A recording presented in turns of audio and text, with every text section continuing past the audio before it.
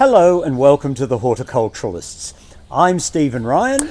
I'm Matthew Lucas, and we do post every week, so if you're interested, do hit subscribe if you wish to follow our adventures of rare and unusual gardening here in Macedon in Stephen's garden. Something smells nice, Stephen. Yes, well today we're going to be talking about things that will give punch to the garden in that early winter period. So the late autumn into early winter, which can often be the really sort of downtime in a garden. The hump. Yes. And there are plenty of plants that do it, but you sometimes have to go out of your way to find them.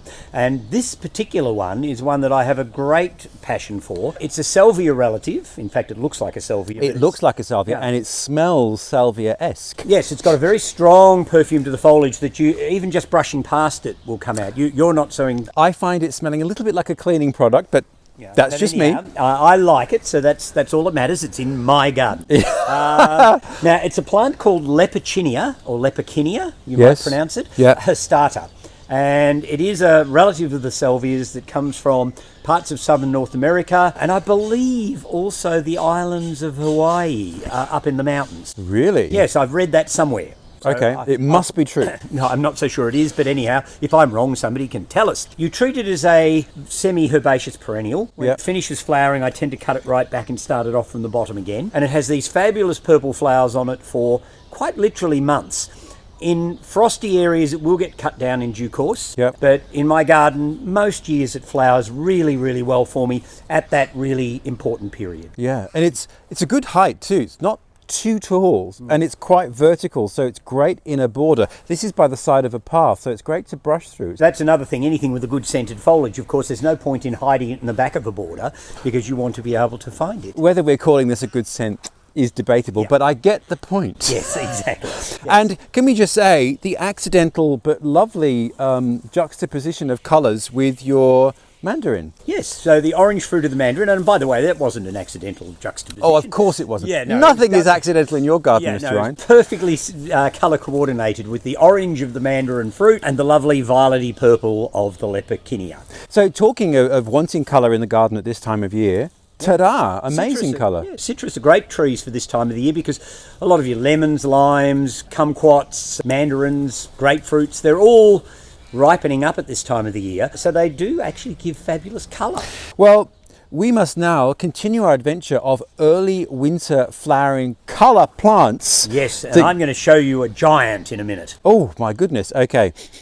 Well, let's leave this somewhat pungent odour.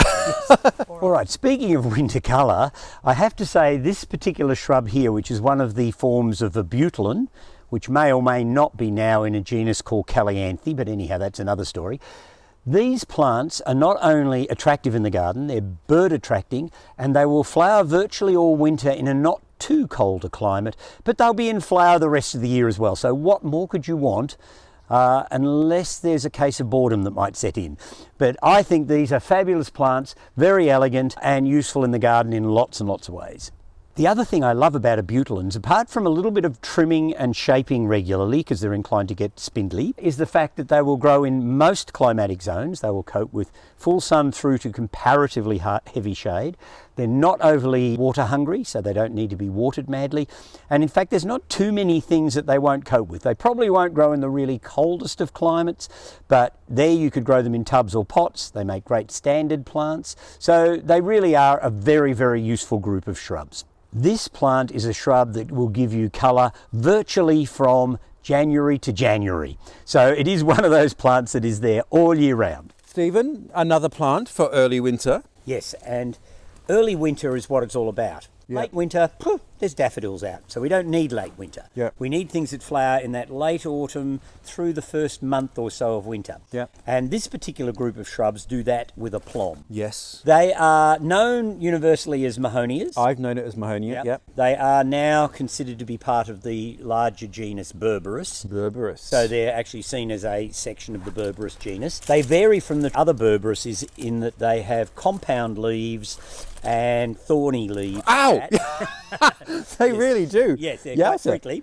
And they're even more so when they drop to the ground and die and dry up. So you always send the undergardener in to weed under Mahonia. There you go. Now, these are great early winter flowering plants. They can be slightly perfumed, although I never stick my head into a Mahonia to smell it. I will. Oh, you will? Because you're likely to get bitten by it. No fragrance. This particular one is a hybrid one that was produced in England, and it's a group of hybrids called Mahonia media. In other words, they're a cross between two, so they're medium in the group. Yep. And this particular one is a cultivar called Buckland. It has got lovely yellow flowers at this time of the year, but it's an all-round shrub. I mean, its foliage is very impressive and is there all year round, so you've got this fabulous foliage for the whole year. Yep. You've got the late autumn, early winter flowering. Yep. With many of the Mahonias, they also get very attractive late winter blue blackberries on them. So they are really useful all-rounders in the garden.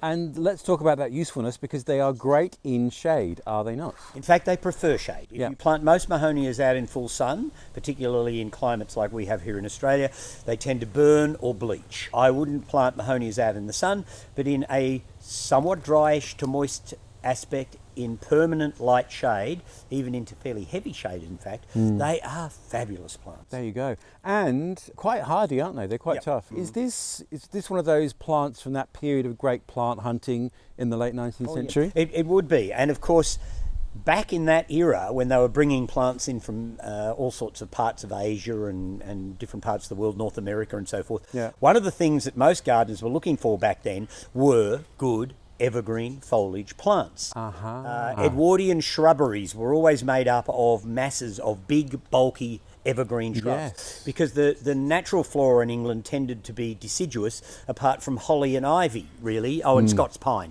They were looking for things that were going to hold the garden together through the winter months. So Mahonias immediately got applause and what have you from Edwardian gardeners. That makes a lot of sense. Onwards to the next. Let's go. Is this the giant you spoke of, Mr. Ryan? It certainly is. Now, this is a giant Mexican tree daisy. Well, firstly, it is giant. Yes, it can easily push on to 4 metres or more tall. And what's that in feet? That's nearly 15 feet-ish. God, it's so huge. quite big. It is slightly frost tender, so again, this isn't a plant necessarily for the cooler climates. And you treat it much like you would the tree dahlias, so you grow it in much the same way. And we made a video about tree dahlias, which I will link up here. What a good idea. This particular plant, all of the biomass you can see behind us is all one season's growth, because I cut it back to virtually ground level every year. Very much like the tree dahlias. Yes, and it has lanceolate sort of leaves on it. It gets these little white daisies on it in the winter. They can be quite large heads of daisies some years. I think because it's been a coolish summer, it's not flowering with the same gay abandon that it has done at other times. And you love gay abandon in your giant Mexican... Yes, tree daisies. Tree daisies. Yeah, so it's called Montanoa, apparently named after a Mexican politician. Or thought to be named after a Mexican politician. There is in fact some dispute about Montanoa. It's a small genus. Most of them aren't even cold hardy enough for me to grow. This is the only one that I can manage to grow, and this is Montanoa arborea, which means tree-like, leucantha, which is white. So this is the only one that I can grow properly in my climate. And given, so to that point, firstly, full sun? Yes, they love the sun. Yes. And if you do get a frost, is this cut down, or yes, it is? The unfortunate thing is, of course, because it's early winter flowering, if I get one of those early winter frosts, then I won't have any flowers on it for that year. But it won't kill the plant. It will come back again. And all through the summer months, I'll be watching this fantastic eruption of foliage, which I just love in plants. So it entertains me right through the season. And most years, I get a good show of white daisies on it in the early winter. There we go. You do need a bit of space for this, though, don't you? Yes. You certainly don't want to try and plant it under a tree canopy. No. So it needs plenty of space upwards. It also needs a little bit of space widthways as well, because it does tend to bulge out quite a bit. So it's probably not for the tiny terrace house garden. No, nor would it really grow well in a pot. No, it's too big and vigorous. It needs to be out in the ground where its roots can really move. And ideally then it's a Mediterranean climate plant. Oh yes, undoubtedly. I'm sure this would grow beautifully all the way around the Mediterranean basin, all through California, all those sort of areas, northern parts of South America. America, of course, because it comes from Mexico, so any of those sort of areas would suit it fine. I thought I could smell it, but... No, I don't think there's any scent to it. It's probably the smelling? leftovers from the Lepechinia that we were smelling earlier. There we go. Okay, on to the next. All right. Our British viewers might laugh at me talking about this particular plant, but it's not actually that commonly grown in Australia. And it's the almost unkillable winter flowering jasmine, Jasminum nudiflorum, meaning it's naked while it's in flower. And it will trail over banks, you can train it up walls, you could grow it up through the lower limbs of a tree or shrub. You can use it in lots of different ways, and it's drought tolerant, it's heat tolerant, it's cold tolerant. About the only thing that could kill it is if you threw it in a fish pond. So Mr. Ryan, we're now in your nursery, Dicksonia rare plants, and I have noticed these often. They are the most beautiful and enormous flowers. Yep. It's early winter. Look at that colour. What is it? Yeah, well, for a start, it's botanically known as Lapageria rosea. Yes. It's commonly known as Chilean bellflower. Yes. Chilean bellflower. Yeah, and in Chile they call it Copihue, which is their local name for it. Yeah. And it's actually the national flower of Chile. Is it? Yeah, so there you go. It's the Chilean national flower. Look at the size of those blooms. And it is a stunningly beautiful evergreen climbing plant that is something of an aristocrat. It's not always easy to keep. And understandably, because it was named after Josephine, as in the Empress. The Joseph. Empress Josephine. Yeah. Interesting, because she was a great plant collector. She was. Chile has some extraordinary kind of counter-seasonal performers that flower and grow in the middle of winter. Yeah, it does. And it has a very unique flora because a lot of its flora is hummingbird pollinated, so hence tubular red flowers. Things like Copihue or Lapageria, you find them growing in southern Chile in the forests there, and they grow up through trees, just as this one here is growing up through a shrub, which isn't Chilean, but it's nonetheless a good support for it. And it's had flowers on it now for months. I mean, you never, or you rarely see Lapagerias dripping with flowers, but you do have them in flower over a really long period. And it's really striking because that colour at this time of year really stands out. So what is its growing condition though? You said it was a bit of an aristocrat. Oh yeah, it can be quite tricky. It likes an acidic, very humus-rich soil. Right. It likes constant moisture but not wetness. It is very prone to be eaten by snails and slugs. All the new growth comes up from the rhizomes under the ground. So once a shoot has matured, it rarely grows much more than that. So your next set of growth comes up from below the ground level, and slugs and snails will mow them off. And so you've got to watch out for that. Yep. If it's not in a spot where it gets natural rain and water on the foliage, it's inclined to get red spider mite, which is another thing you might have to deal with. So all in all, there's quite a number of things you've got to keep in mind. They like light but no direct sunlight. So they need to be in the shade but not in dark shade. Indirect light. Yeah. So they do have very specific requirements. And this one behind us is the wild version, which is the natural red shade that you see it in the bush.